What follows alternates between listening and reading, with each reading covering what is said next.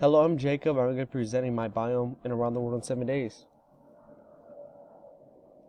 So my biome was the wetlands, specifically the wetlands of Everglades in Florida. So the location of the world, the Everglades is on the very southeast tip of Florida, as you can see right here, and it's located in North America. So just to give you a world perspective, the Everglades would be right here, very near the equator, which is going to be a major factor, as I mentioned later in the video. So this is the Everglades, very southern tip of Florida. So what is the weather and temperature of the Everglades? Well, as I mentioned earlier, the equator has a huge presence factor of the Everglades. So southern Florida is very semi-tropical place because of the equator. As you can see right here on the map, the Everglades would be at the very bottom, southeast tip of Florida. See right here, the red would be the Everglades, very warm place. Hurricanes develop from time to time, the most recent one being Hurricane Matthew. Tropical storms and tropical depressions also develop.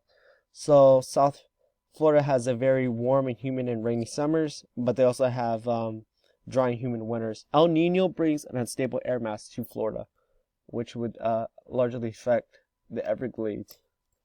So some common and major species of the Everglades would be that the Everglades is very dry. This very dry and wet place.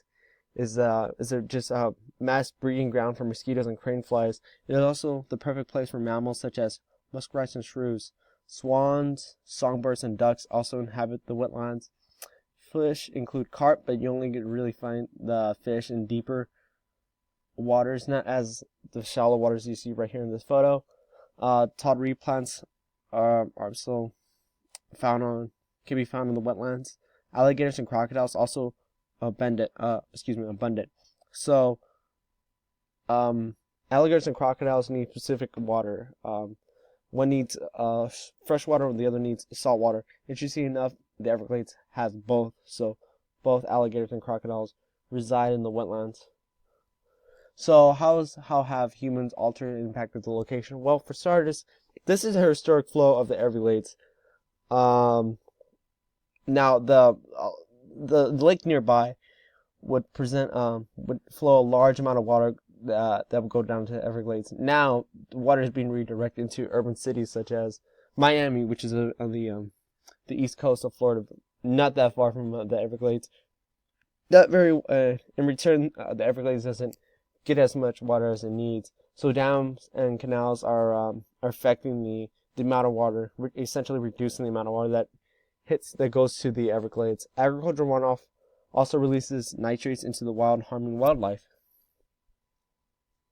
So, what has happened to the location over time? Well, there's been a large amount of reduction of land due to urbanization and agriculture growth. This is the same thing that's happening in the Amazon rainforest, where land is being chopped down. The forest is being deforestation, where the forest is being chopped down for agriculture growth. Same thing here, but different biome, just with wetlands. You can see right here in the red, urban development is growing. Agriculture is also growing, slowly creeping up to the Everglades. So the Everglades today is now half the size it was a century ago. Population of species have died over time because of water reduction from the dams and canals. So here's my food web. So everything is from the sun. The energy is produced by the sun. Goes to the producers, taurine, primary consumers, and mosquitoes. Duck would be another primary consumer. Carp would also be the primary consumers. Secondary consumers would be the swans. Tertiary would be the alligators. The alligators and the crocodiles would chop up the food web on the in the Everglades. Excuse me. You can see here it can consume anything. The snake would be the tertiary too, because it consumes the ducks and carp eggs. On to the next one. What does the future look like in the Everglades? Not too bright. Not too bright. So if humans continue to produce climate change at this rapid rate, and the ice caps continue to melt, by 2100, the Everglades will be under 2 feet of water. Astonishing. Agriculture runoff will also kill species because of nitrates. So this guy right here is Rick Scott. He is the current governor of Florida, who is an advocate for denying climate change. and he does not doesn't advocate for endorse any legislations that protects the that tries to reduce climate change. You can see right here, mocking climate change, LOL. So sorry to end on a sad note, but yeah, there is my video. Thank you guys for watching so much, and yeah, that's it.